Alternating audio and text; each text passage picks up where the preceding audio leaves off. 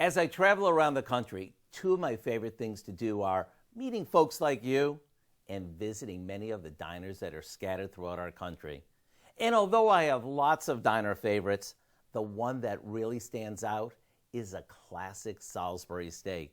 And if you're not familiar with it, it's a cross between a hamburger and a meatloaf smothered in gravy. Here's how to make it. We start by combining some ground beef, chopped onions, breadcrumbs, and a bit of salt and pepper. After mixing it, we shape it into 4 patties that look more like a football than a traditional burger, and then we sear them. Now we take these out, and in the same pan, we cook some mushrooms and onions. Once they're tender, we'll add some beef broth and Worcestershire sauce.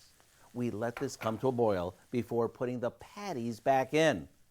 All that's left to do now is let everything simmer before thickening up the sauce. This looks diner perfect.